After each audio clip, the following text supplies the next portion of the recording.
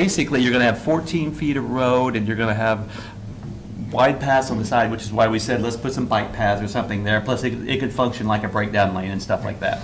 Okay, is there any consideration? Separate for sidewalk is separate. Sidewalk was separate, like is on Celebration Boulevard today. Would there be any consideration to maintaining a 35-mile-an-hour speed limit there?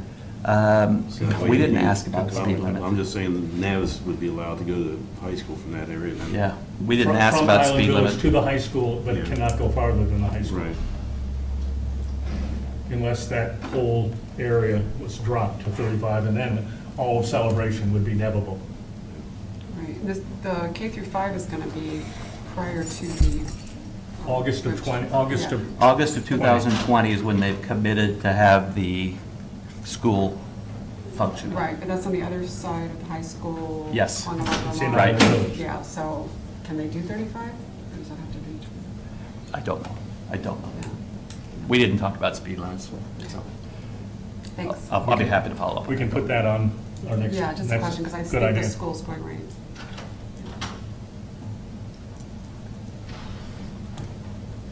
Any other questions from the board on that? Okay.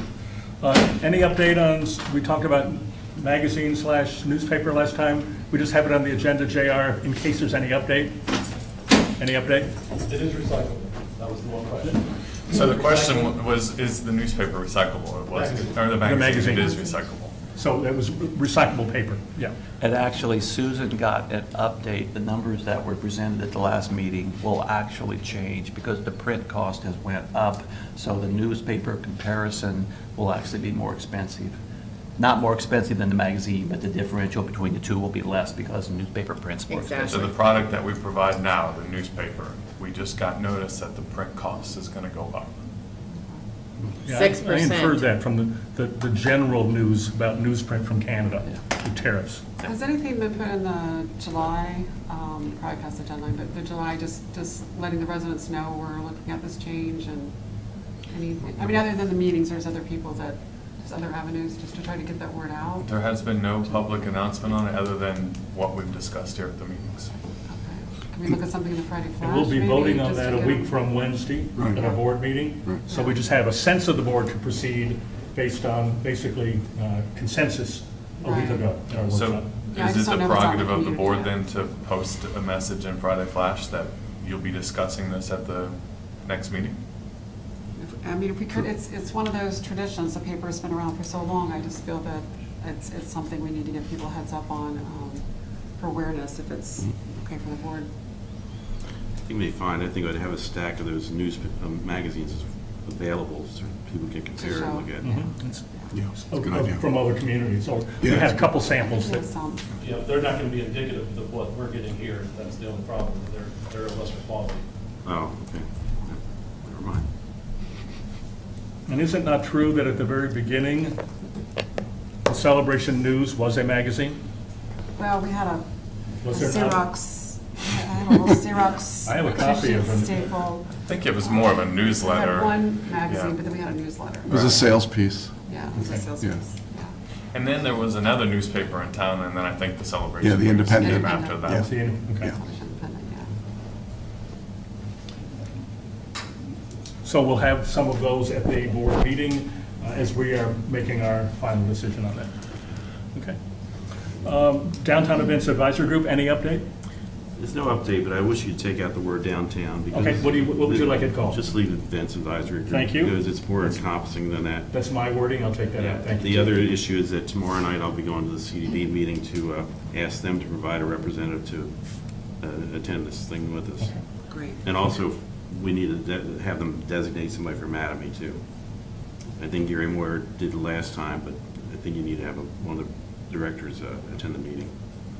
You would like someone from Mattamy to be at that? No, somebody from CDD attend the Mattamy meeting. Oh, CDD. Gary said was it's there. going to be him unless their board Okay, well, chooses to appoint someone otherwise. Yeah. all right. Well, that was one of the requests that was made of me last week to go to the That's CDD right. meeting about And then, but we, yeah, at that point, we didn't even have Gary on board. Right. Right. And then we got He just Gary on board. responded a couple of days before. Okay. So unless that's changed, Gary's the liaison. So the only other thing I'd like to add to this is that JR and I met with Mike Nunes to start discussing possible monthly music on Market Street events. and it was a good conversation, and the ball's rolling. They're looking at some of the resources and putting together a plan for starting these, I believe, in August. Good. Good. And other, I know we had We one do. other. Yeah, Steve and I had the opportunity to meet with Rick Nelson to talk about Comcast and the condo boards. As the board, I think, knows, when Comcast signed the agreement with CROA a few years back, it did not specifically include any of the condo associations. So each condo association made its own deal or didn't make a deal. And all of that might be good or bad, but now we're faced with the potential of a deadline in that up to this point, Comcast has run their lines on the back of Smart City, Smart City's cable. Apparently, starting January 1st, 2019, that agreement would end. Now, that doesn't mean it couldn't be renewed. It doesn't mean that it will end, but that's the first deadline that comes up. In order to make some decisions about that, if a condo board wanted to bring Comcast fiber from where it is right now in the street to their area, they would need about 4 to 5 months, which means that we're getting pretty close to the point where they have to start making some decisions. So one of the things that I think would be helpful would be for CROA simply to request management to convene a meeting of all of the condo boards that are interested in the Comcast matter, to send a representative to gather together for one discussion at one time about Comcast, invite a representative from Comcast to come and talk with them, just to get it out there, let these boards make a decision about what they want to do, given the time frame that they're facing. I don't think that there's any formal step that CROA can or should take at this point, but I think we can use our influence to try and bring together that group of individuals. And I think down the road, it would be helpful to us to have a group of people who represent the condos also in a role of being like a committee or a task force that stays in touch with us. Rick, Yeah, can I make Sure. I think you've done a good job of summarizing exactly where we're at. And just to be real clear, what my concern is, the first time I heard of a January 1, 2019 date for the cessation of Comcast using Smart City lines was 2 weeks ago from a Comcast, I would call him a Comcast construction guy. Prior to that, we had been given no information that that was the termination date.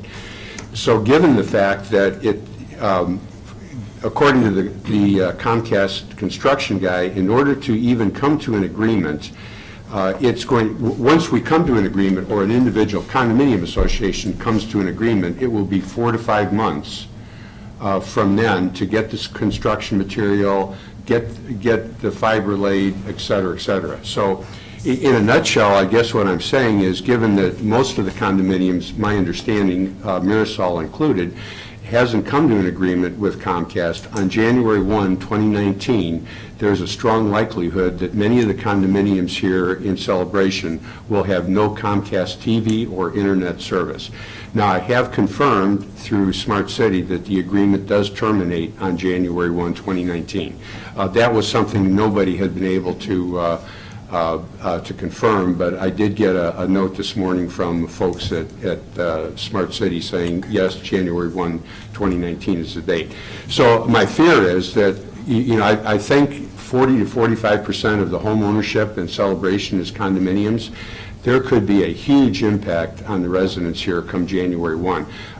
I'm surprised that there hasn't been communication from Comcast to individual condominiums, which is a real shame. But again, we just heard, Mirasol just heard it verbally because of a discussion we were having with their construction guy who came to show us what they would have to do in order to even bring fiber to Mirasol. And you need 5 months lead time on this from that? Yeah, from the date a contract is signed, it's 4 to 5 months according to the construction Steve, guy. is this something you can investigate to see what the contractor said is true?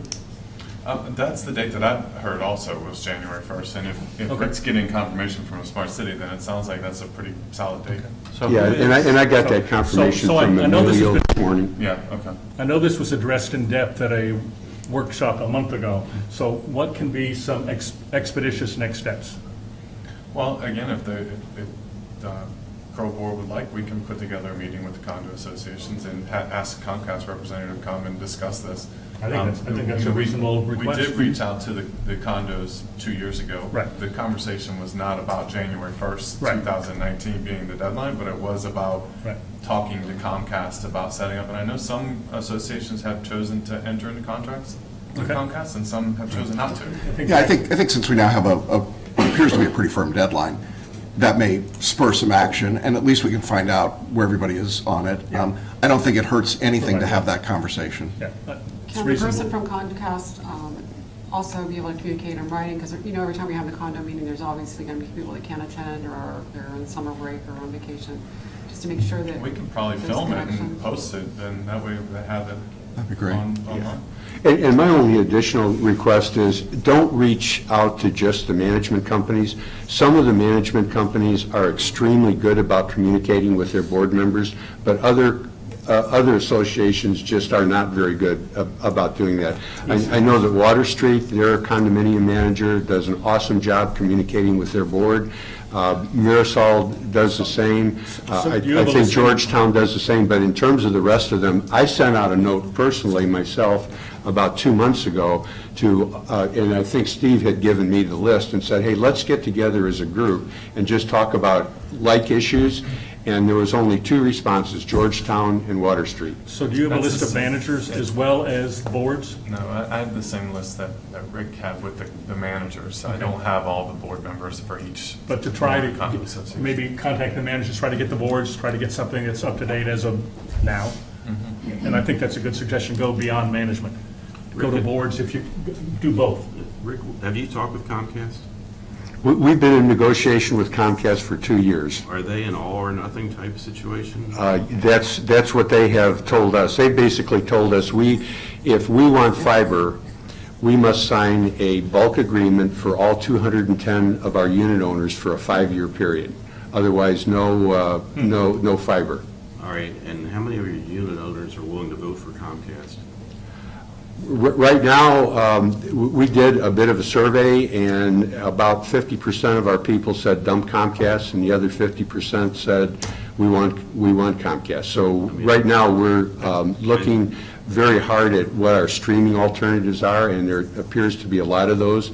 But of course, that's a whole new education process for a lot of people to go from. Yeah, I believe your situation is going to be similar to a lot of the condos. They've not modified their documents, and everything's going to take a 50+1 to get that in there. Right. So Yeah, I don't. it's hard to find. Yeah, it's hard to find that. I don't have any illusion that we're going to solve anything here. I think really what we're trying to do is to just inform, get people into a position where they can then make a decision, and individual condos can decide what they want to do, Right. and/or if they want to negotiate with Comcast. Well, I think it's important that your whole condo association do this, whether they have Comcast or not, because if they sell in the future, Yeah. you know, it's a buying point. So our Yeah. role is facilitating informed decision-making at the local level. And there could be some possible savings from multiple associations doing it together, because if you choose not to do it now and then you want to do it 2 years from now, it's going to end up costing you more to get them to mobilize and come back out. And just in connection with your comment about having to have 50% of the people or 51%, it just like with CROA, it's a board decision. So, you know, the Mirasol board or the Water Street board or whoever could choose to go with Comcast, even though a fair number of their people are against it. I mean, you just have to decide what you think is the best And then it's automatically alternative. built. Anything else on this? Moving this along? I think we have a resolution of what we want to do. Thank you. for your comments. I appreciate and it. Suggestions. Thanks, Rick. Very much. Is there anything other? Is there anybody? Any other? Other? Okay, moving on, quick overview, what? Any other? Okay, moving on, quick overview of survey results. The board has seen 2 different documents. One is a 4-page summary of the May survey. That is what has gone into the July 1 Celebration News and will be in the board packet that gets published for next week's board meeting. The board has also seen a slightly longer one. There's a bunch of slides here. I'm just going to go very quickly, just to highlight this more for the public record. But this will also, the longer article will be, and all of these slides will be on the Celebration website. Okay? So there's a longer version of what is going to be in the Celebration news. I was instructed and got assisted by the gentleman to my left to make this 4 pages, not 4 pages and 10 lines. Picky. So we had basically 2 broad questions, but the first question was community standards and had a bunch of things, bunch of topics, a bunch of issues there, maybe 6 or 8, and lots of input from the Covenants Committee. And then the same satisfaction question we had from 1 year ago. So let's go very quickly. This is our pattern of homeowners contacted. If we go to the next slide, you'll see the comparison over time of the same data. That left column, May 2018, shows that our response rate of emails open is 42%. It's down from before. So we may have a little survey fatigue. We may have people who really didn't want to answer about covenants. Like, I don't want to talk about covenants. That doesn't sound exciting to me. But we had 822 respond, just down 10 from last time. So that pretty much parallel over the last 5 surveys. The next slide is the background we had that introduced the whole set of questions on covenants. We were saying we wanted to talk about our homeowners, not CROA, not CDD. Of course, we did get comments on CROA and on CDD, and we had challenges that says, why are you limiting it to CROA? Well, we limit it to CROA because we only oversee CROA. That's why. So the next slide is the first set of data. How well is CROA maintaining community standards within residential properties? And what you'll see there on the upper left, the very well. So there were only 2 labels on the 1 to 5 scale, from very well to not at all. Then a not at all was 2.6, but the very well and then the number 4, so 5 and 4, you have that with about almost 70%, it's over 2/3 who are feeling positive about that. Mean score is 3.8 on a 5-point scale. The next slide is some of the open-ended comments. It's not the comments themselves, it's the nature of the comments. So people are saying it's slow. And I would say, if you look at that second item, enforcement and consistency, that was the biggest, if you will, strand or cluster of comments, not just on this open-ended comment opportunity, but throughout. It's the idea of consistency. Consistency. How about my neighbor? Why is that house let go? So that would be the biggest observation with all the open-ended. There were some specific locations where they said, check the corner of, or check this street address. Take a look at that house or that setting. And then the second most common theme, again, through all of these comment slides, was about landscaping. You know, landscaping, oversight, sidewalks, weeds. There were things that were accolades.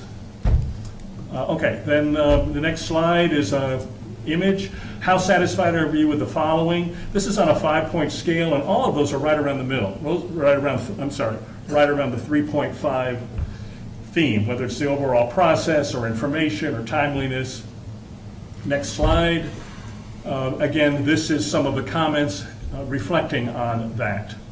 The enforcement and consistency, again, was the biggest cluster. And then there's a lot of suggestions. JR, I know you and your team will be taking a look at some of those communications ideas. Next slide. Which item? So we had a complaint, why did you make me pick only one? But what you see is the landscaping jumps out as the top item, and then a quarter of the people said none of these poses problems. Next slide. Again, when we said other, so other problematic items, so we did give that opportunity. What else might there be? And again, enforcement came out, general items, some downtown stuff, landscape. Next slide. For the single item, so this is where we dove into the data and said, for the item that you picked, how extensive is the problem? You picked landscaping, how extensive is that? You picked painting, how extensive is that? And then those items that they had picked uniquely as other, that's a whole potpourri of things. That obviously caused more angst among residents. Next item.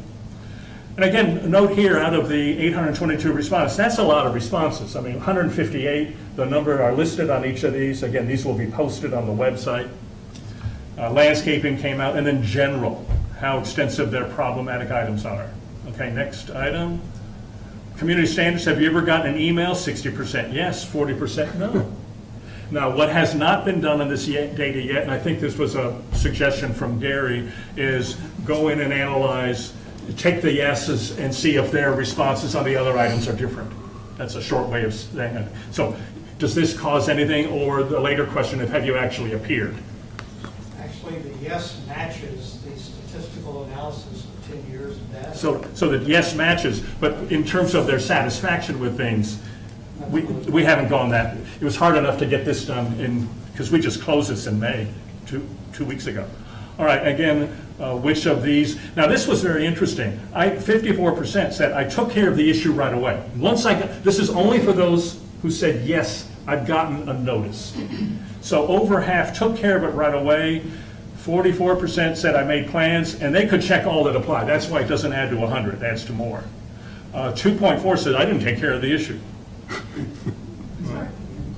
And no, we do not have follow-up email addresses. Those were all anonymous. Had previously known about the issue, not yet addressed. Had not known about the issue. I think that's quite instructive. 40% said I hadn't known about it. Okay, so next.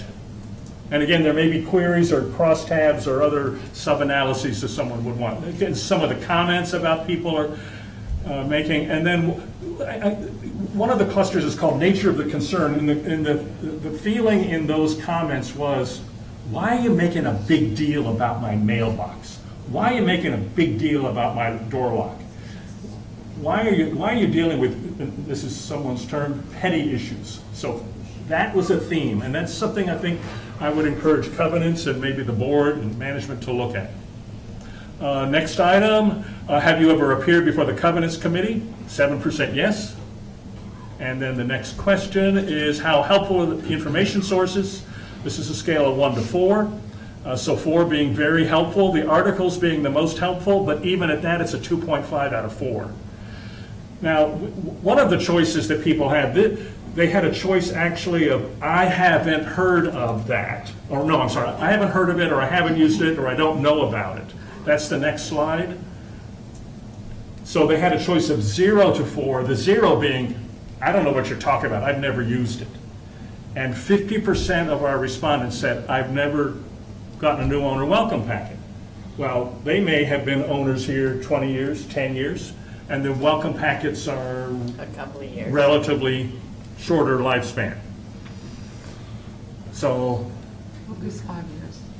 yeah, so again, we don't ask how long you've lived in Celebration. All right, next slide. And then this is just some comments. Complaints about realtors not telling them about some of these issues about covenants. Okay, next, and then we're moving on. I think this is the overall comments and recommendations. And again, lots to dive in. Lots of information here. Again, for the covenants committee in particular, a little bit for ARC, and then the board and management. Next slide is the next thing. This is a question we asked last year. Same question, same wording, same timing. So if we go into the results. Please rate your overall satisfaction with life and celebration using the scale below. Was extremely satisfied, moderately satisfied, all the way down to extremely dissatisfied. Mean score of 6.08 out of a 7-point scale. So if we go to the next slide, this is the same data told differently. Same information told differently. So we have a lot of satisfaction. Let's look at it another way. Next slide. This is the same data. If you take that top row and go to the right, you take the top row and go to the right, what we've done there, go to the next slide. If you take general satisfaction and cluster those 2 endpoints on the right and the 2 endpoints on the left, you get 80.7% generally satisfied. and 2.9% generally dissatisfied. Go to the next slide, please. If you do it differently, do any satisfaction, you take the 3 endpoints on the left and 3 endpoints on the right, you got 91.6% have satisfaction, 2.3 are in the middle, and 6% some dissatisfaction. Now the question is, how does this compare to 1 year ago? Here's the answer. Next slide. So this is one way of showing that. So what you have here, the satisfaction at the bottom, 2017 in the orange. This is not University of Virginia colors, just for the record. Or was not intentional, it's called default. I wouldn't have University of Virginia colors, would I? Excuse me? And 2018 is the blue. You have copies. So what you see is extreme satisfaction up a lot, moderate satisfaction is just down a tad, but the cluster, of course, is higher. All right, now, and so then that left bar, that gray bar, is where the difference is. All right, so let's go to the next slide. This is the same slide you saw before. Next slide. And now we cluster those. So what you look at in the blue background is overall general satisfaction is 80.7% and compared to 73.4%. I don't think there may be one more slide. Yeah, okay. So that's where those cluster together. And so the dissatisfaction is cut in by more than half, cut in half by more than half. The mean score goes from a 5.73 to 6.08. So that's our comparison 1 year later. And I think that's it. It'd be interesting to know the people that were dissatisfied that are no longer dissatisfied, what happened over the last year that brought that satisfaction level. Are they here? Did they not respond to the survey? You don't know. It's David, I still contend that those numbers don't match because you have 139 less respondents. And you may have somewhat satisfied and you never know. And the other, it's not a uniform distribution, I don't believe. So that's It's distributed the same way. People choose to respond or not respond. You don't know. Well, I'm saying You don't know. 139 people say, hey, I may have been very satisfied. Why do I need to respond again? Don't know. So Then they would Never be know. more satisfied. Never know. I'm just saying no, but it skews the numbers. Okay, You there's don't know. 15% that did respond. It's the best that you can do for the funding allocated. And I do believe we're reaching out. Which is to nothing. more people than we have before. I mean, with these surveys, we've reached Well, more I've people done than- hundreds of surveys. This is a great response rate. So they're having- You never know about those, even if you had 90%, you never know about the non-respondents. You never know. What was the response rate? It was, You bounce back that slide. if you go back to, push the number You know, 2. 822 respond this time, 961 Yeah, it's respond. 822 out of what's the universe? Steve, push the number 3 and 28 enter. something. 3, enter, right there. 42%. Of those who open the email, 42%. That's excellent for surveys. All right. That is spectacular for surveys. David, 42%. can I just, this has got to be an extraordinarily time-consuming process for you and Debbie and others. 25, 30 hours. What, I'm not the numbers guy. And I'm fast. Yeah, and I'm not the numbers guy, and it's the reason I didn't do a PhD. I couldn't get the numbers. Is there, in your view, still a value to doing this kind of in-depth survey? In other words, could we do something less extensive and still get the information that we need or want? I mean, I just feel like we're being burdensome to you and Debbie in particular. And when you're not willing or able to do this anymore, I mean, you know, I nominate Brian, but, you know, who picks up this? It won't be burdensome then. You like it or not? Yes or no? Here's a couple of quick responses. All too often, surveys rely on the numbers. Yeah. That's fine. The numbers don't tell the whole story. The quantitative does not tell the whole story. The burdensome part is the qualitative. Right. The burdensome part is the 50 to 60 pages of individual written comments, all put together in small font. Yeah. But that's rich. The point of doing a survey, I remember when I got on the board, the prior board, 2 boards or 3 boards ago, had made some decisions and then changed their decision on the porch and yard sale. But they did that blindly based on the residents in the room or the vocal ones. Right, I remember. Okay, so one of the things I wanted to do is let's get some information and help guide decisions. It doesn't control decisions, it helps to guide, helps to inform. The qualitative is very rich. Qualitative is hard. Qualitative is more of an art. But it also helps to engage residents where they have an opportunity to unload or to make suggestions. There are suggestions that only one person has made that may be something that this is marvelous for our community. But it's something that gives us a pulse. So what might be the future of that? You know, if I'm no longer interested, willing, able, et cetera, that's something the board can decide how they want to handle. Do they want to do this? This one was particularly burdensome with all the open-ended. Yeah. We've chosen, I think, 2 surveys ago to only go to 2 questions, but 2 questions for covenants wasn't really one question. Yeah. To me, it would be simpler if we just had, hey, this is a 30-second survey. You will have 5 quick questions, and we can live by that. We wouldn't have comments with 30 seconds. Yeah, so I guess part of my other question then would be to Steve and Susan. Is this qualitative data, how do you use it then going forward? Is this a useful tool for you? Do you dig into it? Do you spend time with it? What do you do with it when you're done? When it comes to we have a lot of qualitative data from the recreation needs assessment that we did, and it's something that as we look through, we take into consideration. It's talked to with the committees about what could possibly be done with it. A lot of that qualitative data, though, you saw reflective in here on where folks think that there's a unbalanced enforcement or a double standard. I think I saw in here a couple different times.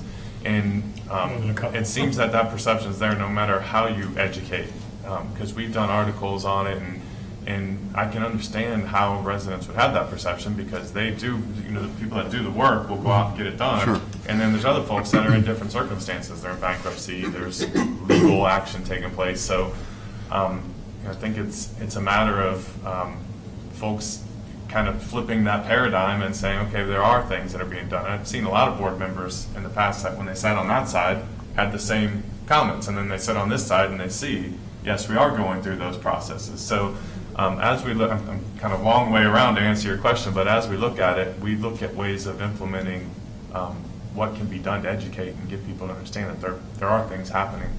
So I guess, just to follow up one bit, Yeah. Do you have a formalized process, Steve, where you take this qualitative data and you disperse it to your staff to respond or to come back with any kind of, well, I guess response, really? Not a documented, formalized process, no. It is stuff that as we have twice a month, we have department head leadership team meetings where we go over the information, we talk about the board meetings, we talk about the surveys, so this information is shared. But I think it goes back to strategic planning, highest and best use of your time. I mean, what are the items that stand out the most, not only to management, but to the board, to say this is the highest and best use of your time, this is what we want to tackle?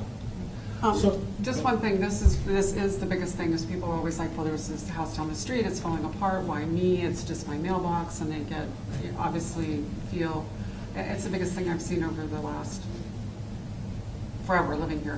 Have we ever considered on the emails or the communications putting out just adding a blurb that the houses you may see there and worse, is there a way to just to state that these are, I mean, we can't obviously give too much information, but just, that is such a strong, It's a sentiment about Well, I would say I think that we're always open to consider any options.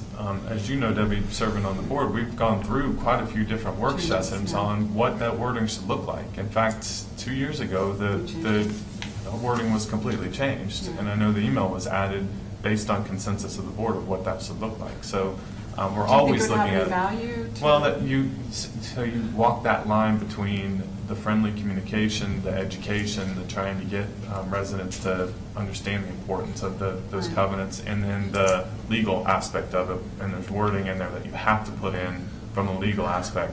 And that's never going to sound nice when you put the legal wording in there. You can't, but. So, but I think your point is, and I guess this will dovetail with Jackson's, is what can management do to sift through this and come up with some plans to better address those feelings? I don't know. Well, and How do they better- understand too that You're not gonna answer that you know, today. you all as the board have a responsibility to enforce covenants. It's in your governing documents, and you can set that. I mean, the guidelines are essentially rules. If you think they're too strict, you can vote them down. You can lower them. Like I say, to me, go ahead, Gary, have a seat. We'll call you in 1 second. To me, when I read through them, I saw the petty comment a lot, but then I saw CROA properties ought to be pristine and they're not pristine. We had actually talked about this at a board meeting and a workshop a month or two ago, and we'd asked Todd to put together something. I think we ought to do something more intentional on CROA properties to say, here they are and here's what we believe the status is. Tell us if you think we're different. I saw a lot of things about the town center and the condos and things in lawsuits and how we should deal with them anyway. That's not going to be reality, so I think we have to talk about that a little. But at the end of the day, I came away feeling like, and I read all the comments, it was painful, but it was informative. And, you know, we're talking about strategic planning. We're getting ready to go through a summer strategic planning process. We had this survey a year ago, and now we've just done this survey again. Next year, I would refuse to respond to the survey if we did the same survey, and I'd say, I've told you my opinion twice, what have you done? So I think it's almost incumbent upon us now, not as a management company, but as a board, to say what the heck is our priority as we think about 2019 priority, and then tell people, okay, this is what we heard in the surveys and how we're going to respond to them. To me, that is the point of these, that we're, not only are we getting information, but then how are we actually using it? Yeah, I think that's really my point, is we're gathering a tremendous amount of information here. These are really remarkable surveys. If we don't do anything with them, though, they're useless. And I'm not saying we're not doing anything with them, but we could be more proactive, as Brian's saying, and that's what I'd like to see us move Yeah. towards. And I'd ask Steve to, particularly with this covenants piece, is to start distilling those to take out what is it that become actionable items or items that we can consider for action Yeah. by the covenants committee, by ARC, and by the board. Great, thank you. Gary. Gary Hudspeth. When I asked to speak, the conversation was on one topic and it's evolved into something else. So I'm going backwards now. My comment was about the importance of doing these surveys and that we're all volunteers, and these 2 or 3 people on the board that graciously present their time in doing this constructive and very tedious work. All data is of use. It's our use of it that makes the difference. But it's all important to get feedback, and as you said, even one person can make a difference in the whole community if the conversation is correct. I would like to ask the question, for instance, do you recall what the percentage of active voters were in the last election for Celebration? 25% roughly? Right, 25%. So when I look at the response rate of emails delivered of 27.5%, that equates statistically to the same numbers of people. What I would call, these are the decision makers for the community of Celebration. They elect the board, they respond to the emails. It would be great if we had more participation in both categories, but for now, you should pay attention to these surveys because it's the same people who are electing the board. It's Good point. statistically. Good context. Yeah. Thank you. That's good. It's important. It is. Thank you. And I wanted to follow up on what he just said in a different way, because I disagree with partially what he said. And my first question is, these emails go out to whom? Anyone who's registered for the Friday Flash, correct? No. Thank you. JR, who do they go to? It's the general, so it's all homeowners. All homeowners. Homeowners Okay. that have chosen to give us their email Oh, address. okay. So- Those who have chosen to give an email address. They fill out a form and they choose yes or no. If homeowners have chosen to give you 2 or 3 addresses, do they get 2 or 3 of those emails? No, only the primary.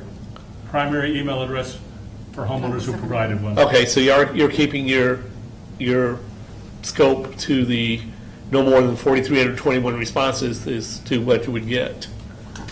Well, 3,335 would be the highest we would get, because that's who we sent that to. Available. Okay, but if you had email addresses for all of the homeowners, Right. that would be 4,321.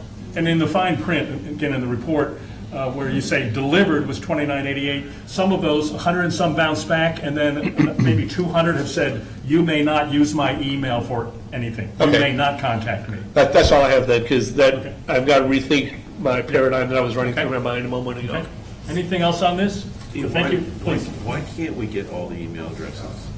Homeowners have the option of providing email addresses. When they Well, start, they Some they use fill out state a address form. only. No, I understand that, but there's certain times that we need to contact them, whether it be an emergency or whatever. It's one form of communication, and some folks just do not choose to utilize it. There's about 1,000. Shouldn't you send the rest a letter? Good, that expands the scope of your survey. Costs a lot Now more. you have to budget Yeah. for printing and postage. Or maybe as one of our mailings, we could say, you 1,000 homeowners, because that's about what the difference is, you 1,000 homeowners do not have an email address on file. Therefore, you're not getting the newsletter or whatever. We know for a We could fact- add, we could re-ask. We know for a fact from the covenants process and some of that there are some homeowners who don't have an email address, and that may surprise you. My mom is 87 and doesn't have an email address. And we also know that there are other homeowners who live in Brazil or Europe or other places and really don't care to be contacted, and it's a wonderful excuse when they don't fix their property up for 18 months. Well, Brian, that's what I was getting back to, is that the people we had on the appeals thing, some people without an email address we couldn't contact, the property went in disarray for a year and a half. Yep, Okay. I agree. I Sorry, I Go didn't ahead. interrupt you. No, I was I'm gonna say, I agreeing think with Jack. Gary's comment is very reflective of what we see. I mean, we send out paper ballots to every single one of our 4,321, and you still get about 1,000 people that respond. Your 900, 800 survey responses are right in that same range. It just concerns me, we don't have the ability to contact this other 1,000 people. Well, again, I think we could through paper if you needed to, but it depends on whether it's worth the value. Are you going to get that many more responses from that? And you're going to add more time calculating the results from paper. No, I'm going above and beyond this survey. I want to be able to contact these people. emergencies. Well, for I any think emergency that is situation. a note that I wrote down. We can do something in the next quarterly statements, or we can do a separate mailing if we can find that to do, give us an update on your email address. Or if Just you to don't stress- have an email yeah. address, you're missing out on the service. Well, I mean, you can stress that we're not going to sell their addresses, we're not going to use it for anything Right. except for an emergency situation.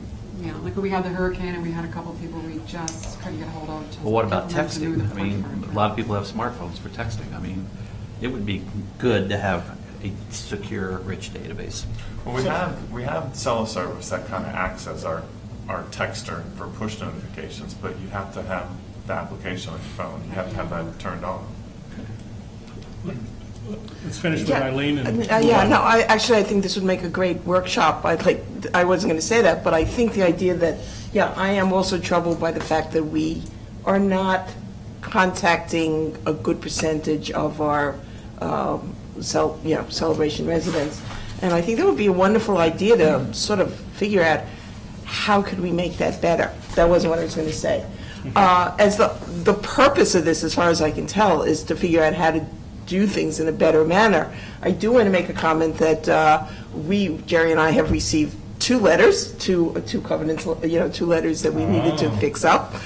One was, and I thought this was very interesting, when we were new homeowners, and one of them was we had too many weeds.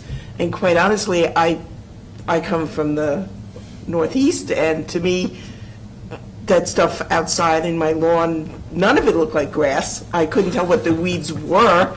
And it was in the old days, right at the green up, clean up, and the letter was sort of offensive. And made me feel terrible. The last time, and actually Susan was there when I got the second letter, we had moved to the nice letter.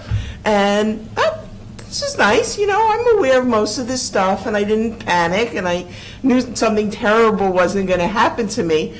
So hopefully this is a trend, which is important, that people are feeling better about the nice outreach and doing stuff.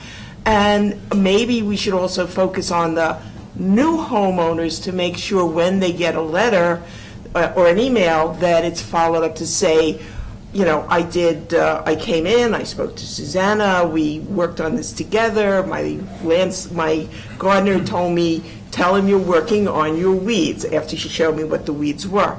So, a little hand-holding, particularly for new homeowners, may help, catch that little handful of people who are going to be difficult in the end.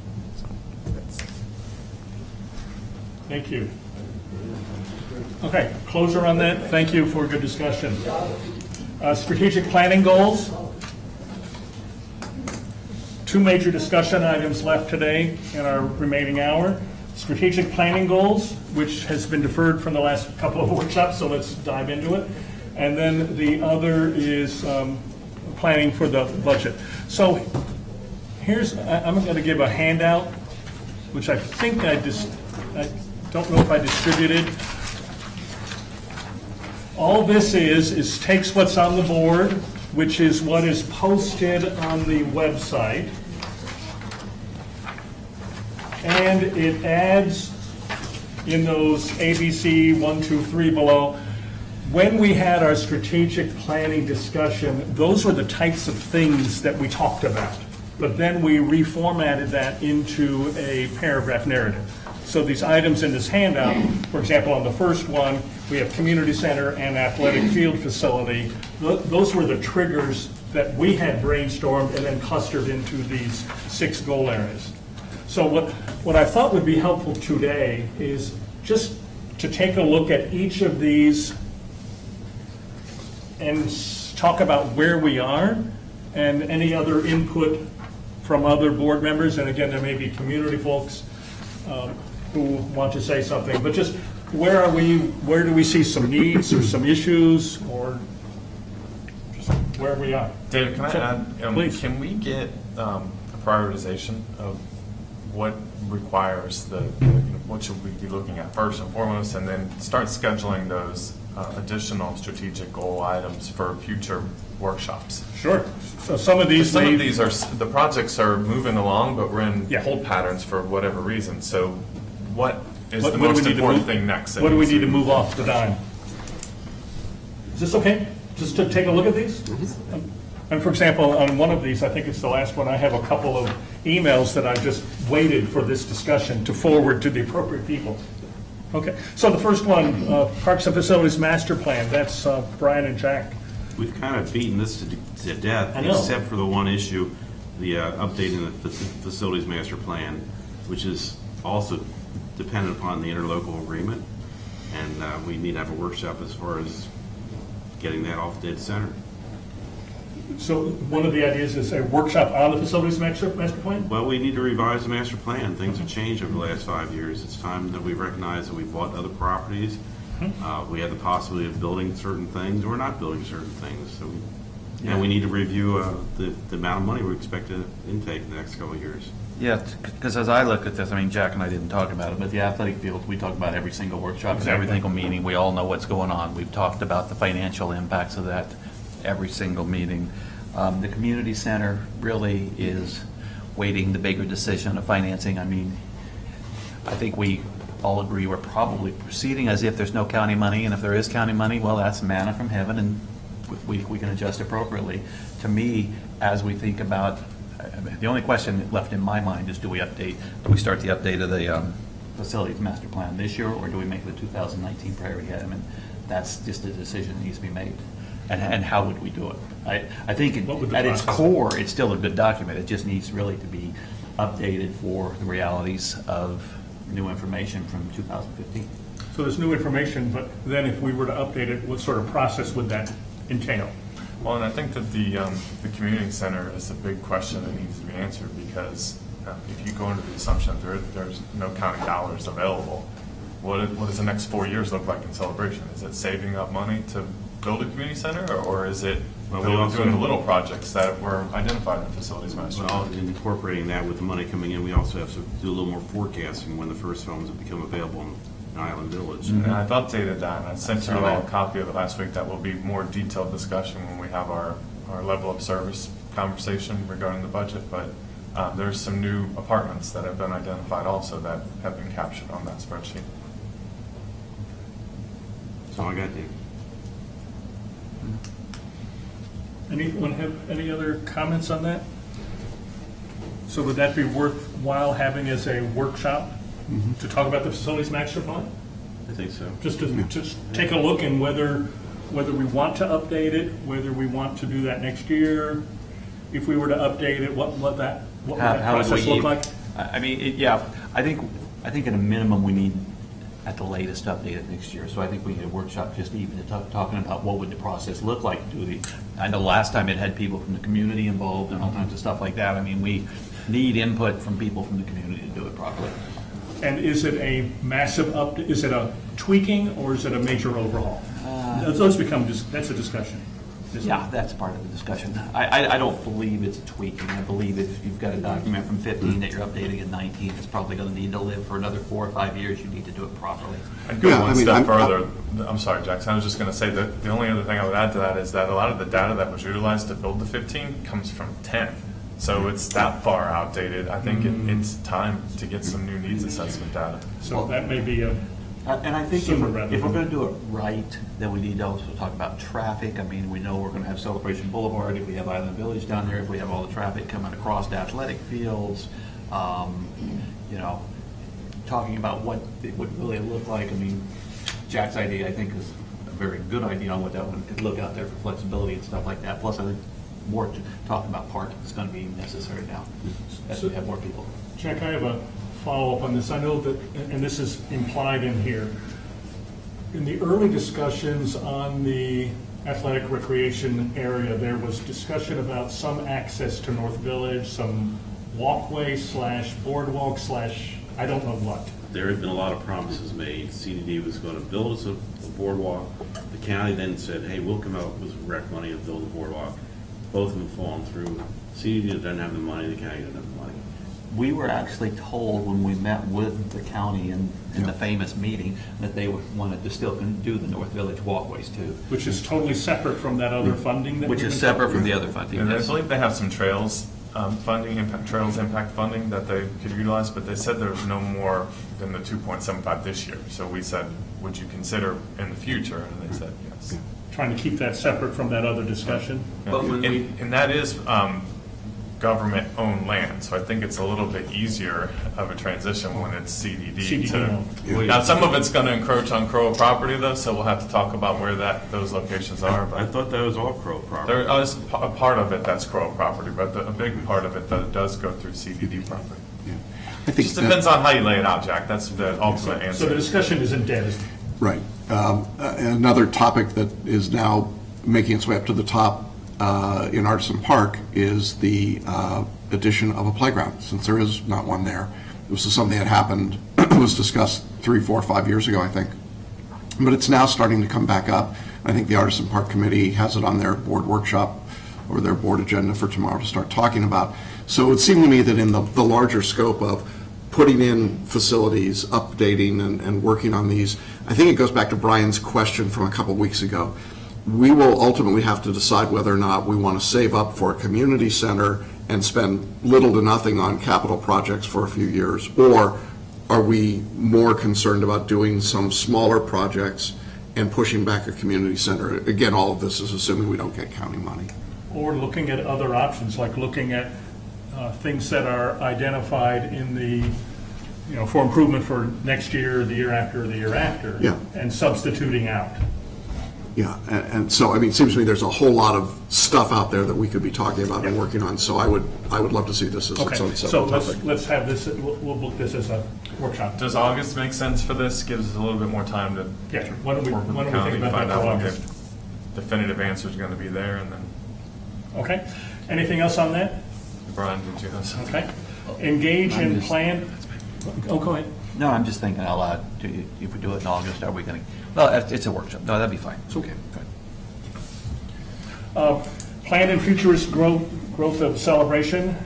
So Kevin and myself, I think the main thing was getting off the dime with Mattamy and Island Village, and the discussion that we had, that Jackson, Kevin, and I had with Mattamy, and then having 3 Mattamy representatives here, talking about, here for a board workshop, talking about Island Village, and then talking about the meeting that the little ad hoc nimble group that Bennett had asked for, having that last week, and then planning that like roughly on a monthly basis. And so that's the main thing. We've looked at green technologies, just started that discussion, but no detail on that at this point. I know one of the things, and I don't know if we have a resolve on this, this will go back to the community center, not the, I'm sorry, the separate building with restrooms at the recreation athletic fields. Any opportunities to do green things there? We'll look at anything. Sure, we'll look at energy cost saving. Anything we can do. Right, anything that is affordable, makes sense, and can be implemented. Right, whether it's a solar panels or whatever. And I know we've talked in the past about a LEED certified building, but it's a very expensive process to do that. So I think we're going to look at light timers, LED lighting, the air conditioning units, anywhere where we can save energy. Absolutely. And that was instruction given to Danny Bumpus as he's designing this facility. And I know we talked about that 2 or 3 months ago. We haven't seen an update on the design or anything yet, have we? It should be coming. I mean, the design's out there, getting ready to go out in the street for the RFP. So For the RFP this week. we did go over a little bit of what that building looks like, I believe, a couple meetings ago. 3 meetings ago. I think I popped it up on the screen and walked through it. Yeah, the one I was trying to, it's about the same. Anything else? Anyone have any comments or suggestions on that? From the audience. Hi, Gerald Barr. In terms of your interaction with Mattamy, I think that's, on one hand, I think it's wonderful. But when I sit in the audience and I hear about this, it's always hearing about what Mattamy is doing as opposed to what Mattamy can do to all the CROA residents, which in the end will help the Mattamy community to sell their homes. So I think hopefully you as a group can move this along both ways. Can you help? Can you explain that a little bit more? Well, in other words, you're building these recreational facilities. You're building other things. They cost a lot of money. Right. Mattamy is a huge company. Right. They ought to put money into this so it will help them sell their homes. Right. That these are other facilities that the Mattamy residents will use. Right. Yes, and we talked about that just a little bit, knowing that we need to talk about that more, what some of those amenities in Island Village would be. But we did not engage in that detailed discussion. That's part of why I wanted to reframe it to have either you or Jack on that committee, because you were representing Goal 1. Yeah, and So we have that voice. What we had a very lively 90-minute conversation the other day, actually. But at the end of the day, this is like town center lawsuits. There's only so much we can do. And Disney's making the decisions, the county's making the decisions. Right now, we're very happy that we're able to get Jeffrey Mound involved, that they're actually listening to what we think and how it can make the community happier with the other thing. And the other thing that's good is they're going to sell all those places there, and we're going to get a $932 fee per household, which helps fund a whole bunch of these things that we're talking about here. So they'll make a contribution like that. It is being looked at heavily by Disney from the perspective of architecture, parks, and a lot of stuff like that. They're trying to make it celebration, not Island Village and here celebration, but part of the overall community, and that's why we were excited to get Jeffrey in there, and that wasn't being fought, because, so, we did talk about it. And I think that they're almost two separate conversations. One is the facilities master plan, which when we designed that master plan in 2015, we did not take into assumption what Island Village was going to look like at all. It was just how do we meet the recreational facility needs of the existing portion of Celebration, and what's that level of service there? There is a separate conversation to be had with Mattamy Homes, though, and Brian alluded to this, on what do those recreation facilities look like in Island Village. And being at the table will give us some influence over that. Mattamy Homes is still deciding internally what Island Village Phase 1 looks like. There's going to be 4 phases. They have not even discussed Phase 1 with Disney yet because they're still finalizing it. So it's still out there in development land. They're a little late and they're under time pressure. That was discussed 3 times the other day. They're on version 16, 18, maybe today it's 19. So they're under pressure to move forward, and they've showed nothing to anybody. So the road, the bridge, done, or in the process as I described it the other day, and Island Village itself is still being built internally. Well, I think that ultimately the greatest value that we can bring to this part of the process is to keep the spotlight on it, to just keep bringing it up, talking about it, inviting Mattamy and their representatives to come before the board, to keep us informed so that we can keep the community informed. If we're doing that, then at least the development is not happening off the boards completely, and it surprises us. Well, we made the suggestion that the article that the CROA puts in, like for August, and that we would do maybe 1 article a quarter on Mattamy, and they bought into that. They agreed it would be good communication. At the end of the day, they figured, they know that if the town people of Celebration hate Island Village, that is not a good selling point for them. And once they let us write the first article, we at least have a foot in the door, which helps. Yeah. They are also required, I don't know if you said this in your opening remarks, they're required by the county to show that they have had input from the community. They're actually required to have a town hall meeting before the commissioners will do a final vote on Island Village. So which was news for us. That's great. That it's a requirement by the county. So that's good news. Jackson alluded to the playground in Artisan Park, which I believe was scheduled either for 2018 or 2019 on the old master plan. Other things on that same plan were splash pads at pools, et cetera, et cetera. I think if you go through, this pertains back to, is it Mattamy? Is that? Mattamy. Mattamy, okay. Yeah. I just want to make sure I'm seeing the name up here and I was trying to pronounce it a different way. Back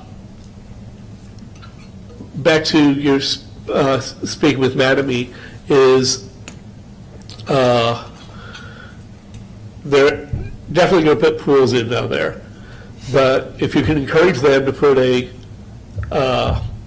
geothermal heat system into their pool, it's going to save us money later, number one. They can do it up front, probably close to the same cost we'd do it later, but probably a little bit better. They wouldn't have to put any kind of other heating in their pool by going to geothermal versus gas. Gas would be cheaper, but it's only cheaper by about $35,000, and the payout on that is about 3 or 4 years.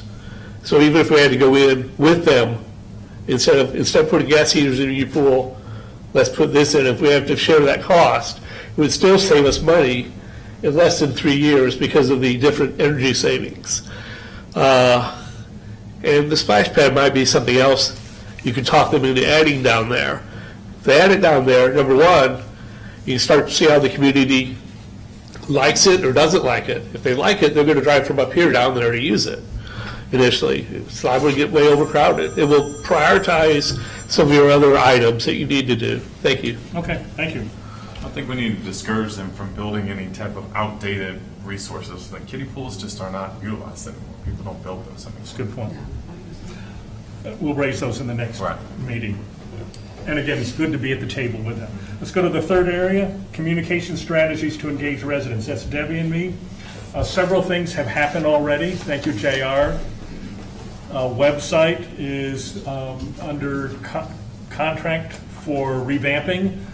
We'll see a new and enhanced and efficient website late fall, approximate. Conversion newspaper to magazine, we've discussed, and that we'll be voting on that at the board meeting next week. Quarterly surveys are happening. We've already talked about upgrading technology, and I know that you're looking at that and different options, whether it's the streaming or other technology, to have the equipment that we need to do to further upgrade. And then Eileen, I think, was the voice about communications and looking at other ways of communicating with residents. I know Friday Flash will tie in that. I know we have not yet had a discussion about engaging social media and how do we have a presence. I know that was one of Kevin's initiatives about perhaps a town hall meeting. We'll have that for our workshop discussion next time about a town hall meeting, which might address social media, but maybe not. But again, that was one of Kevin's initiatives, so we'll defer on that. And other thoughts about communication strategies? We haven't done any of the meet and greet yet, so I don't know if we want to look at those in the fall. I mean, they were lightly attended. I don't know if it's worth staff time. What's your sense on the meet and greets in terms of numbers of residents who came? We had 4 or 5 last year. I think our largest attendance was at Spring Lake, the first one. That was probably around 20, 25 residents that attended. The rest of them, maybe a handful, 5, 10 at the most. Okay. You know, it's nice to get out in the community. It doesn't impact our time that much, but you have to determine whether or not it's worth the value. It's probably better to do it quarterly than monthly. Right. We were aggressive last year. And the heat is a factor in people getting out of their house and standing outside to interact with the board members. So possibly maybe a October, November meet and greet. I guess I'd like to talk about that within the construct of a town hall. I mean, I have more than 5 or 6 people stop me almost on a daily basis and give me their opinion.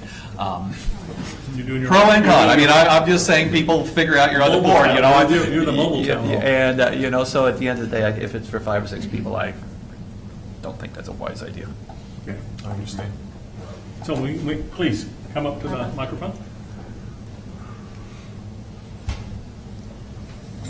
And maybe we morph into something else. Maybe we have a town hall and we have something there. Hi, I'm Barbara Church. First, I want to congratulate all of you on your approach to communications. I think it's very important and it's been very well received. Secondly, I think that the article in the Celebration News that you're now doing is very valuable, and I think it is being read very widely.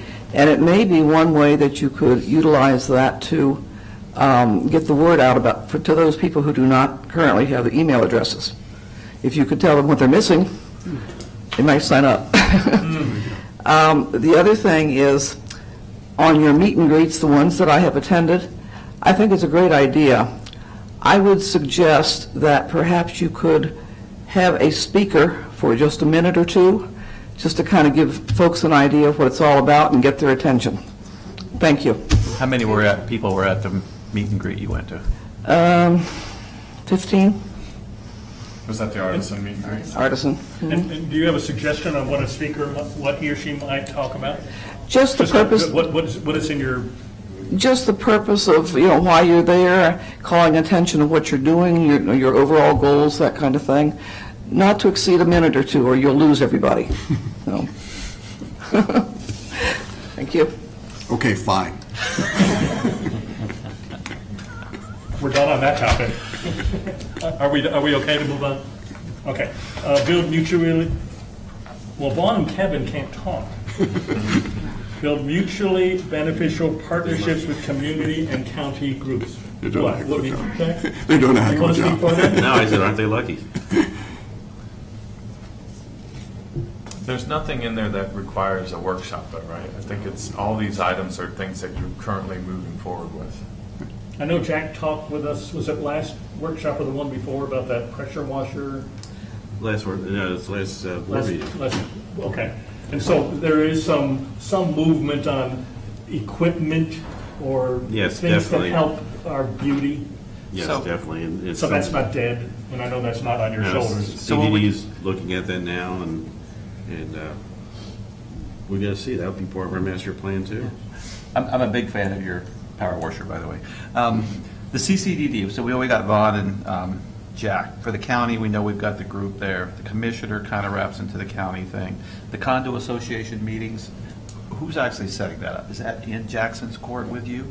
That would be management setting. Okay, that's So management. We'll do that. Celebration Foundation, who's actually our point person with the Celebration Foundation? The Celebration Foundation? I mean, do we have a point person? No, we don't. We got them listed here. We should have a point person. Me. I'll be happy, me, or it could be someone else, but we should have a person who's coordinating.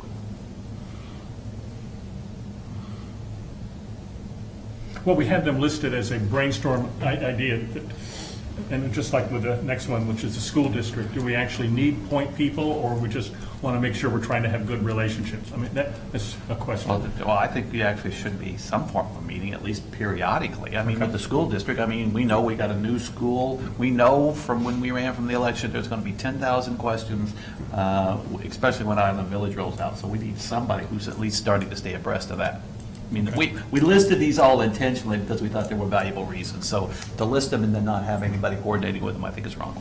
Yeah, I think we need to find people for these liaisons. I mean, I think part of what we're trying to do, and it may replace part of the meet and greet, though not exclusively, but to have a liaison at some of these meetings just presents a presence for them, and to have a point person.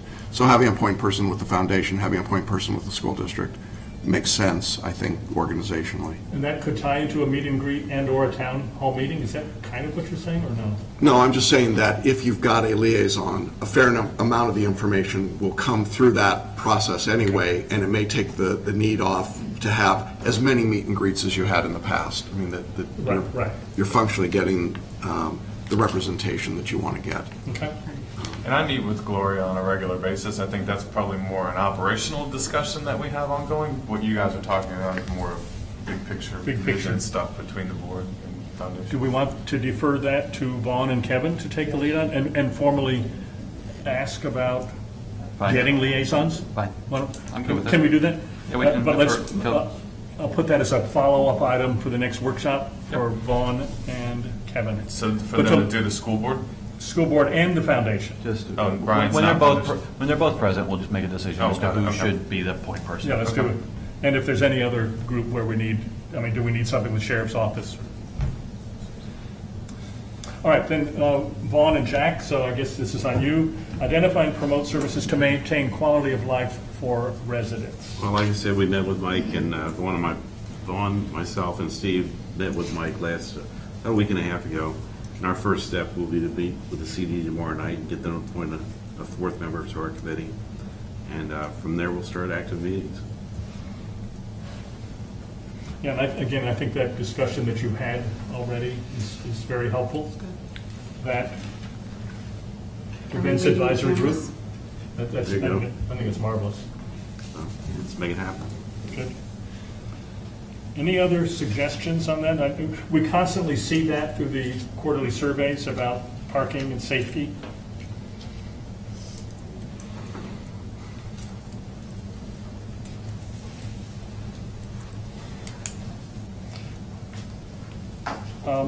With that, I guess that would be the area. I've gotten a couple, I got one email in the transition between boards in March, one email that was left over. I think Eric had done an outreach on the CAI forum, if I'm not mistaken, and he got a response, and that person has outreached just a week ago and said, just to rekindle that, Eric had made a post about security in Celebration. Maybe I can provide some assistance. So I'll forward that email. Is that? I think what that was, David. Or maybe there were a couple of them. Or maybe you overall, because he's reached out to me twice now. It's an overall security analysis of the community, and whether that's worth pursuing or not. Yeah, the cameras would be just one part of that overall conversation. Exactly, it's an overall security assessment. So that may be something that you all could look at. What do we need? Might that be helpful or not helpful? Leonard, you want to say? You can speak? Oh. Yeah, please. I'm sorry, I'm still not No. familiar with the meetings yet. Eric and I have very different viewpoints on security in here. From everywhere I read, both in various legal articles and CAI has various publications out there. If you read security, it says stay away from security. That's all I need to say. If you need security? No, it says if you read about any of the security items in the CAI, they tend to say, stay away from doing security. Because you have an For implied liabilities. responsibility, Well, the because liability goes with not it, or not only what? that, but there's a lot of other issues in there. And I'd rather not try to go through all of the ones I've read, but there's a lot of information. You go on the CI website, ask Susan to give you books off. I think we have a security book from CAI right back in the back section here. Check it out from Susan. It's in the little CAI library we have. And look at the other side of what you're hearing. Yeah. It says basically leave security to governmental entities. Okay. And then the last was review, update, and implement quality administrative services. Jackson and Brian. Yeah. Brian and I have gone through a number of the different items that you have listed here.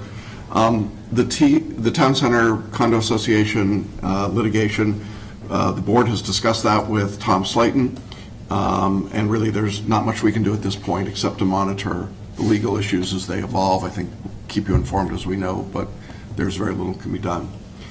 The second item was a comprehensive review of general legal counsel.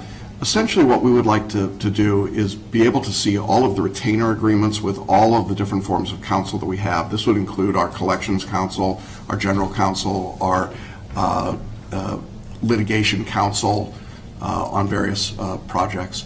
And this is just a best practices, review the agreements, make sure that they're up to date and that they reflect what we want to be doing.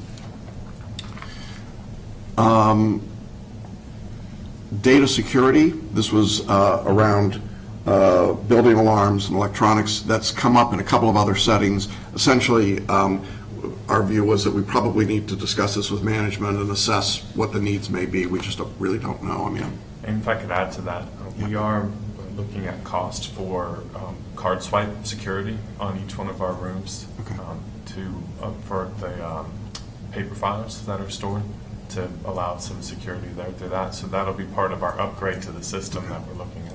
Okay, great.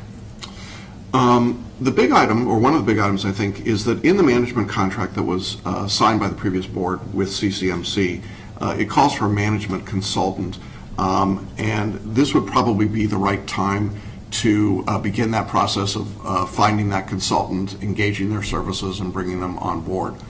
I think one of the things that's important to point out about this is that this is not a gotcha attempt. This is literally part of what was negotiated to help all of us, both as board and as management, to make sure we're operating most efficiently. So it seems to me that and to Brian, I think both of us felt like this should be a priority. We should be moving on this pretty quickly now. Do you want to add to that? And the right time talking about it is over the summer, because if we need to get it in a budget for 2019 as an example, or something like, I don't know if it was budgeted in 18 or not, probably not. So that we can just, get it and be organized for early 19. And just to clarify, the management contract says that CCMC management would cooperate with that, because it doesn't mandate that this board has to do it. It says that there would be cooperation should this board decide to do it. Right, and so I'm assuming that the board will want to do it. If it's not the view of the board, then it's not. But based on the assumption that there would be a desire to have that review, this would be the time. And then maybe it goes back to you two to think through is, would you think about, what would be some of the parameters? Would there be a budget parameter? Would you think of a team coming in? I mean, these are just questions. Because whatever the scope of work is and the budget are going to go hand in hand. I mean, do we allocate 5,000, 10,000, 20,000, I mean, 50? I mean, what's our thinking? And what do we want them to look at? Do we want to look at financial system? Do we want to look at what do we want to look at? Okay. As I remember the background for this, when the CCMC contract was renegotiated, the comment was made, maybe even by you, and I think seconded by a few others, that said, and I know it was certainly made by Steve and Susan, that we didn't have enough documentation in certain areas to even do a request for proposal if we ever wanted to do it.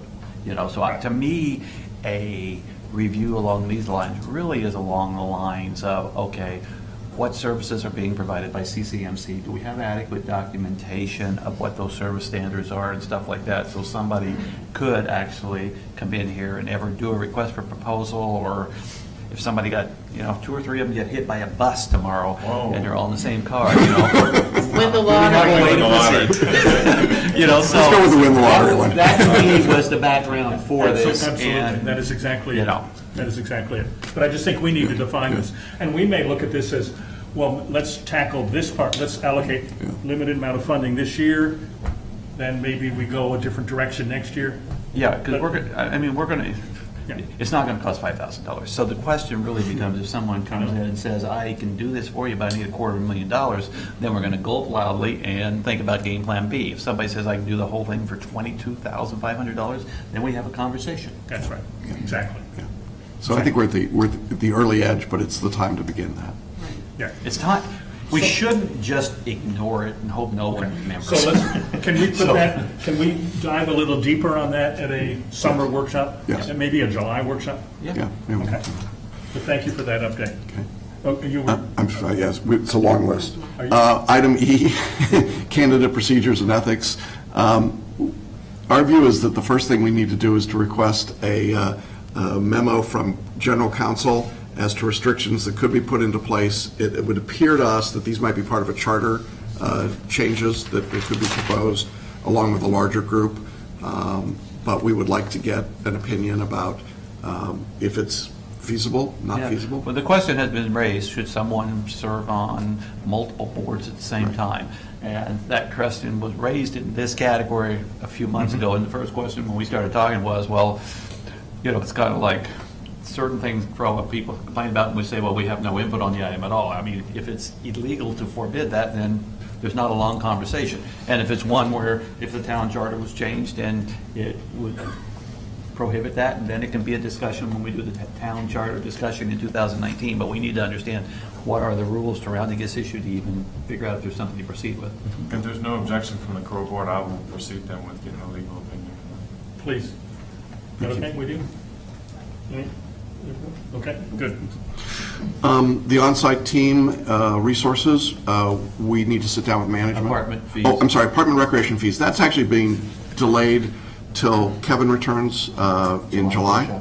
So I don't have any update there at all. That's fine. The on-site team resources, we would want to begin a discussion with management to start looking at that. And I think this kind of goes hand in hand with what Brian was just talking about with a consultant. I think it's part of the, what do you have, what do you need, doing an inventory, seeing where we're at. It's really part of the planning cycle over the summer. In The budget, correct? And it's also part of the budget. Right. So Yes, I think it's both. it ties I think it's really both. into that. Yeah. It's a level of service type thing. Everybody would like, it's kind of like, it's like the inspections. Everybody wants their neighbor inspected, but everybody thinks their house is fine and we don't need any more there. We get those comments, I've noticed. So, how do you strike a balance of cost and benefit? Well, we're going to talk a little bit more detail about the budget in just a second, but there's two really large lump sums of dollars that drive most of your assessment. It's landscaping and your reserves. So we can start talking about these dollars here. Okay. Charter changes, we just mentioned one area where there might be a charter change, but obviously we've talked about some other possibilities or in areas that probably ought to be looked at, and whether or not it's now time for a new revision to the charter. I think we're now in that window where that should happen. I think we actually agreed in a past workshop and board meeting that it's going to be a priority item for 2019 to rewrite the charter for the items, and you guys have started the list, so. And I was going to add to that, one of the best practices when you're going to review the charter is put together a task force that will actually look at items that we're interested in. So we're not just giving it to our attorney and saying, what changes do we need to make? It's something that you may want to have a discussion, 2 or 3 of you, with management to talk about those things that might be of interest. Especially if you're doing it every 10 years. It's time to really dissect it then next year. Okay. Make sure you address everything that needs to be addressed. Okay. 2 more items, ADA compliance. Our question is whether or not we need an updated legal review from council as to where we stand on ADA compliance. We've seen various reports done by potential plaintiffs or their attorneys or their engineers.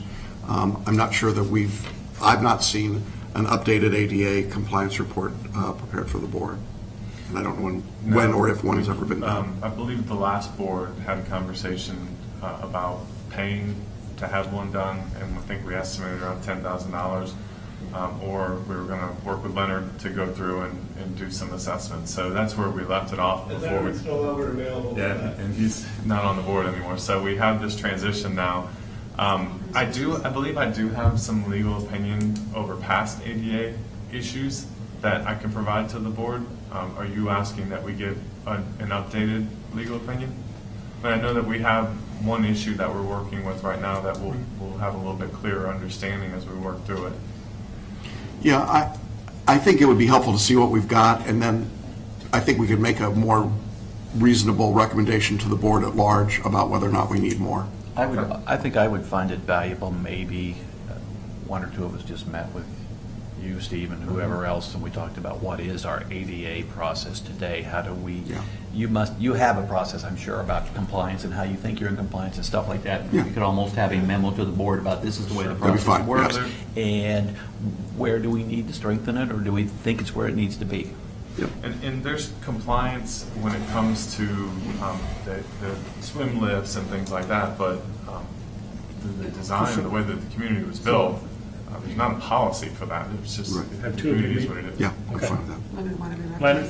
I would be happy to speak to whoever gets together with that Okay. about the ADA. Okay. I've been consulting for Fortune 500 companies, et cetera, for that No. and the Fair Housing Act. Okay. No, because of the potential litigation nature of this needs to be board members with Steve right now.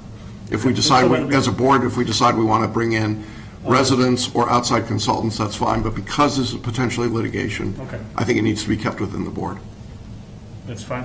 So I'll set up a meeting with Jackson and Brian. That'd be fine. That'd be good first, then we can expand it as we need. Last item that I need Now, to... last item is best practices for management contract RFP. We're thinking that we could probably go to Susan and Steve, ask for some assistance, probably the CAI website, and just get some general direction. So we're moving on those things. We're Good. a lot of stuff on the list.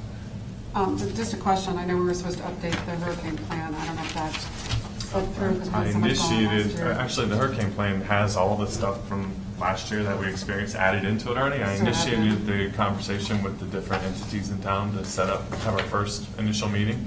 I haven't been able to get everybody in order yet, but I will keep following up with them to get that meeting. I think that's our first step, is just talk about where everybody is with their plans and prep for hurricane and go from there. So do we have a written, updated hurricane plan? Yes. That's different than it was 12 months ago? Yes, it has And additional it does items from include the last year. sandbag distribution and all the lessons learned from that? It does not have sandbag distribution because that's a county function, but we can Understand. certainly add that in there. I think that will be helpful to add because some residents were helpful in, if you will, redesigning Well, the that. counties redesigned their sandbag process now based on us allowing them to utilize CROA property Right. to do it off of. But I think that would be part of the plan. The other piece I would love to see that, if you will, drove me a little crazy last year was, what is the public communication that we can provide to our residents, particularly those who are new to the region of hurricane area, about how to best and safely and appropriately prepare your property, your home, your property, and neighbors? I mean, Well- what's appropriate? Well, I think that we need to go with real subject matter experts when it comes to this, Absolutely. and we do not have those on staff. So we utilize the resources that are available through Channel 9 and the county and wherever we can, and we distribute that information. But those best practices I've seen compiled in the county, and I've seen it elsewhere. Right. We can gather those now so they're ready to go. Right. Should we also do an article for the Celebration News? Yes. It's hurricane season. Yes. And, you know. It's that and time of year. Should a hurricane come be forecast as possible for Florida. You know, here are things, here are just things that are going to happen, so you can at least reference this, and it would be online, so somebody could say, aha, I know the county thinks about this, and CROA thinks about this, and CCM. And you have to think about this. Right. This is what you would need to do. If you're going to be That's right. gone for 2 weeks, have you left debris that can fly all over your front porch? I mean, there are things like that that when I first moved here, my neighbors taught me, which were valuable. Yes, exactly. And we have a survey question from, was it last November, that was reflective by residents as well as suggestive about what they would like to see. So again, that goes back to Jackson's point of an hour ago, about how are we using information we have gathered. Right. And Steve, I'm sure it's in there, but we had a lot of issues with the dumpsters being uncovered and a lot of debris piled up, and that was just So our lessons learned from last year. Maybe let the companies know they've got a 72-hour, I don't know. Let's put that on a workshop agenda to make sure we get an update to the community for maybe the second workshop of July, so that we don't get caught. That's fine. Okay. Last item, and then we're going to budget. Quickly on the hurricane, at several of the CII legal forums I was at, they spoke about the state of emergency when the governor declares it, and if you have certain things in your charter, you're able to do certain things to mitigate your neighbors from doing, or the association itself can come through and mitigate it. If not, you're on your own. So that needs to be entered into your thoughts on your charter also. We can already talk about that. State of emergency for hurricane, emergency powers. That's good. Right, good, good. David, Anything else, Jack? Yeah, one other thing. You know, we lost a lot of trees last year. Yeah. Okay. And my issue with a lot of the trees that I've told CDD before, that they needed to thin the trees out. In other words, just not log top coming from the ground. So they had space underneath for cars to drive. They had to thin them out so the wind can get through them. Are we looking at that as far as our CROA trees and as far as properties in the CROA area that we inspect, asking the homeowners to thin out their trees? Asking them to thin out the trees in a proactive way. Yeah. Yeah. Is that something that would be something that could be included that in an article, as well as, tips for residents, clear out your trees. The consequence of not doing that is a problem. Todd's nodding yes. Did you want to say something? For the parks, I can tell you that y'all just approved 2 meetings ago, North Village, to have the trees thinned out and cleaned up, the canopy, so they can breathe and let light in. It also helps with the hurricanes. Typically, we go through the process and over a period of 2 or 3 years, try to cycle through the majority of them. It's not a major pruning to where it makes them look ugly or anything, but it does help them promote new growth and withstand hurricanes. Thank you. You're welcome. Anything else on this? Okay, let's move to our last major agenda item, budget. And it really wasn't budget, it's just setting the parameters, the timeline, and talking to us about the I'll process. give you a little insight to what you're about to go through over the next 4, 5, 6 months here. So the budget development schedule. Motion to adjourn. For us, it starts right at the beginning of the year. We're looking at operational analysis, any of our fees, the reserve study, service areas, and the IT equipment. One of the strategic goal areas that you have, what resources do we need? We're looking at that from the beginning of the year. In June, end of June, early July, we need to have a preliminary level of service meeting with you all, and I sent you the worksheet on Friday just so you have a better understanding of what that looks like. That is it is all the GL lines from your budget, from the CROA and CJC budget. So we want to go through those lines. We want to talk about what your expectation is as a board, and what that level of service should look like. And then we'll go back, and I will start immediately on July 1st, if that's a Monday, pulling all of our GL reports for the year and all of our budget worksheets for each one of those GL lines. So the GL reports will show all the expenditures that have been made throughout the year to date.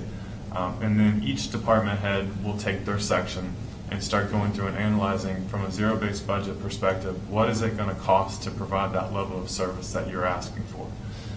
We'll then start populating those worksheets, and then they'll bring them back to me, and actually it's me and Susan, and they'll present it to us almost like I'm a board member, so I can ask them questions that I'm seeing that you all would look for in the future. And then once we get those worked out, we'll start plugging them into the overall numbers, and the different worksheets are all tied together, so the CJC numbers drive the CROA numbers, and because of the 75% and the 25% of CANOA. But once all of the expenditures are done and populated in the worksheet, then I look at what that overall assessment, based on what the level of service that you were requesting, what that number looks like. And if it's a sticker shock number, then we have some initial conversations about where do we want to go with this. If it's something where we can look ourselves and say, let's sharpen the pencil and see if we can find any way of doing this more efficiently, saving more money, then we do that. But when you really start getting into the meat of the conversation, will be your consensus budget meeting, either end of September, early October, when it will be a full day meeting. Again, you'll go through each GL line, this time populated with numbers of what we think it'll cost to run the association, and we'll get consensus on that. So we'll get 4 nods, yes, that's the way we want to move forward. Once we get that done, we send out the proposed budget letter to the residents, letting them know that you'll be voting on it at a CROA board meeting. And then we present it to the board at a meeting in October. And then once approved, it goes out in the budget postcard to residents at the end of October, early November. How about budgets for places like Artisan Park, the condo associations, all that type of stuff? How's that happening? That's not part of your budget process at all. Now, you will approve Artisan's budget, but that goes through the Artisan committee and their subcommittees. They vet that completely through, and then they'll bring it to you for a final approval in October. And we also have separate budget meetings for all of the service areas, so we do them in groups, of 4 or 5 service areas at a time, prior to them coming to you. So that's done with CCMC? That's done with CCMC and the owners in those service areas. For service areas, they're not for condos. Condo associations, they Totally independent. do their own budgets. And not subject to our approval. Right. So the first substantive meeting should probably be our next board workshop. We need to get it scheduled for the first weekend, or probably right after the holiday in July. Or Right after the holiday? Yep. July 2nd is our, is that our Next next? board meeting. Is that our Right. next Actually, Workshop, yes. workshop? maybe before the holiday, then if we can do it that July Monday or 2nd. Tuesday before. I think is our next, Yep, Next the week's tough 2nd and the because of it. 16th. not next week, the week after. So if we have the board here, July 2nd and 3rd would work. And I think you have a workshop on the 2nd. We have one scheduled for the 2nd and the 16th. July 2nd, we're, So that's really our level of service discussion. Right, and we might want to expand that time to go past lunch. And that may just be our only board or workshop item, It or could take up the entire time depending on how much conversation you have on each item. You do have the GL worksheet that I sent you that has a description of what is in each one of those line items. So if you want to start looking through that, and if you have any initial questions that's leading in up to it, the- we can do that. Help minimize the time for that meeting. But is it possible to do something like what I've been able to do with Susan on the board books, to sit down and have a pre-meeting? absolutely, I think that would be beneficial to do that, especially for the newer board members. But what I want to see achieved from that meeting, though, is I want consensus to say, yes, this is the level of service that we're looking for. Go develop the budget based on this level of service. So an example. I mean, Park last year. monitor hours would be a great example. Last year, we had a discussion, we want more park monitor hours. Right. That was a level of service discussion. Right, or lifeguards. How More many lifeguards, pools less do you want lifeguards. covered? Right. No lifeguards. I mean, we can have that sort of discussion. Yeah. Some of the numbers are going to be pretty standard. I mean, the landscaping contract is a 3-year contract, so we know what those numbers are. Right. We know what the reserve study numbers are. The water and the electricity, they kind of are what they are. So some of these things are pretty standard numbers, but we will have some conversations about different areas. So dovetailing in that, one of the things I suggested that we talk about today is some of our guiding principles. I mean, to me, a guiding principle would be as efficient as possible. Another guiding principle is If there were to be budget increases for homeowners, that be as, have no increase or minimal increase, try to keep expenses down. Another guiding principle for me, Can I ask about that guiding principle before you move on? Because this is where management needs consensus from the board. That's a vague conversation. Over the last couple months, I've heard a lot of talk of a special events committee bringing back additional ideas, and all of those things cost dollars. Right. So as those numbers go up, I don't have a lot of room to cut within that budget. Your two main chunks of money are going to be your landscaping contract and your reserve contribution. Right. And legal. So as you start cutting in other areas, Right. you start bleeding a little bit. So we can try to keep expenses minimal. Another would be, where is it we can invest a little bit more today that pays for itself tomorrow? And two examples I heard at the annual meeting, and then I heard Leonard reference this with reference to Island Village, geothermal heating for pools. I heard a reference, I think at the annual meeting, that says that pays for itself in 3 years. So if that's indeed true, should we not look at that investment today versus tomorrow? And another was, I remember from a drive around, and I think Susan talked to us about something about the Smart sprinklers. irrigation. Smart irrigation, like yesterday and the day before we had downpours, smart irrigation would say, we don't need to water this morning. Exactly. But right now, we may have watering that we're paying for because we don't have smart irrigation, we have 20-year-old irrigation. Right. So I don't know if that's the right, That's exactly right. and was not, some of that is CROA-owned equipment, and some of it is CDD-owned, or am I mixing that up? Well, Or help them. yes, some of those, and Todd may need to straighten me out on this, but there are some components that we would be responsible for updating. And right now, the system that we use, which is a MaxiCom system, is a 20-year-old system that is at the end of its lifespan. So it will need to be upgraded at some point in the near future. And so we need to be looking towards that. So Phyllis, our guiding principle would be getting some information so we know whether to do that, and then what the source of funding. Would it be from our operating budget or somewhere else?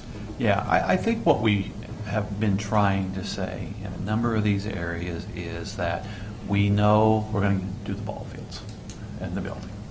4.1 million, 4.2 million, whatever it's going to be. And then we know our reserves are going, our non-discretionary or our non-replacement reserves are going to be pretty lean. So we said, okay, if community center is a goal, along with pickleball courts and other things that we've been talking about here, all of which are valid type items, how are we going to think about prioritization?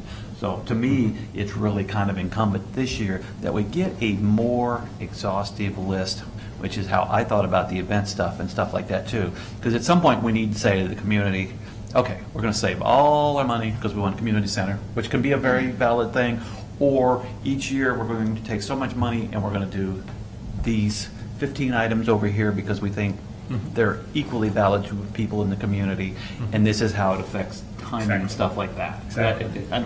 I think we've hit that point now where we know one decision is now going to drive prioritization decisions probably over a course of years unless we get county money. So that's where we need the budget process, I think, really to come out. I agree, and if you start adding these capital items to your operating budget, that's really going to drive assessments. You're talking about big chunks of dollars. And I'm not a fan of that. I can understand. Right.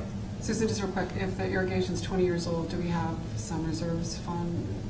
Nothing this year and nothing next year that I know of, right? We don't have anything on it. There was no plan to. Next year, Todd But we know said. we've got replacement reserves in excess of what we require. Yes, absolutely. But it would have to make it, and we also know we got a 2019 engineering study coming, which could affect our level of redundancy and replacement reserves too. Exactly. So some of that information will be helpful as we get into that level of service meeting. And so keeping our eyes, and then recommendations from management about other areas where we can have some cost savings and where we can have some investment today and cost savings tomorrow or 3 years from now. And we made some changes last year to try and realize some efficiencies and effectiveness, and analyze those and see how they've worked this year, and we'll come back with any other suggestions. Okay, anything else on the budget? I know we need to, as part of our last item, remaining couple minutes, is our July 2nd workshop. How much time do we need, do you think, for that discussion? I would say from 9:30 to 12:30. For the About budget 3 hours. discussion at the level of service, assuming we've done some homework ahead of time? Yeah, unless we want to set up a meeting with me, and I'll do 2 or 3 if we need to, but if we can kind of get some of those initial questions out of the way up front, they might move it along a little bit quicker at that meeting. I know in the past, when you start talking about budget, we drill down pretty deep. So it depends on how high we want to step. So my question is, in July 2nd, which I think is critical that we talk about the budget, do we want to talk about these other items, town hall sessions, garage, apartment, recreation fee policy, and then I do want us to talk at some point, I hope for this month of June, but we're deferring it till July, is how are we communicating and interacting with management? We've changed how we're doing a lot of that. We're not having weekly meetings with management. How is our communication working with management from management's perspective, from our perspective? How are we interacting as a board? I just would like us to discuss it, much like we discussed strategic planning today. I think from a management perspective, I would recommend that you spend your time on July 2nd looking at the budget level of service questions and then moving those items to the 19th. I agree. Are we okay deferring the other items until later in the month? Yeah, I think it's fine, but I think before we do the garage apartment recreation fee, I think we need to go to legal and see if we're able to even charge a fee for that. Okay, see what, that's a legal question? Oh, wait. Yeah. 16. Because you have units are 16. assessed. 16. We assess units as specific fees. Now you're separating the unit and charging an additional fee. Separating the rental garage units, to see if that's legal. Yeah. Is that your question? Yeah, I think that's wise. Is that okay, Steve? Yep, I'll add that to my list of. Okay. So it's an idea, and we'll see what's legal. Well, we as a board have never discussed it. So No, we have not if you had discussed- interest at all, so. All we've had is decided to put it on the agenda. That's the level of discussion we've had. Yeah, I'm good with moving all these back to the. So all that moves back to the 16th, and then the entire 16th? workshop, I'm sorry, 16th. okay? Yep. That's Monday the 16th? Yep. And then the entire discussion on the 2nd is budget, but it's longer than 2 hours. Then you're going to organize all materials for that meeting? It'll be on the screen, and I'll have worksheets for you all too. If you want to write or take notes on there, I'll print them off for you. Right. But it is what I sent out on Friday. That's the worksheet that we'll be working through. So that's what we're, so many tabs, so little Well, it time. gives you the It's 3-year, overwhelming. so there's 4 tabs altogether. The first 2 tabs, one's CROA, one's CJC, and it's each GL item with a place for me to write notes on what you're looking for each one. The next 2 tabs are 3-year comparisons for budget. So you have 2018 budget, and then you have 17 and 16 actual numbers, and that's for CROA and for CJC. And if there's anything else that you think would be beneficial that you need to help you with that level of service conversation, let me know and we can get them for you. If there's specific questions, I'm interested as to whether I need to sit with the briefing with Susan or not. I mean, it's like, It probably makes sense, Jackson, for you, Brian, and Kevin to sit down with me initially here to go through each one of these, so because the past board has had all their questions answered on why everything is in the lines that they are, and a lot of stuff last year was moved to different lines to get it better aligned. Right. But it makes sense for the new board members to sit down with us, and we might need to split that into 2 meetings because I forgot about Vaughn. Right. So we'll do 2 and 2. Okay, great. anything else? We've covered a lot today. We're on time, 2 minutes over, but basically on time. Anything else for the good of the order? Anyone? We're good? Good? Thank you. Motion to move? I mean to adjourn? Thank you. Motion to move. Motion to move, too. Any second? All in favor? Aye. Any opposed? We are closed. Thank you all very much.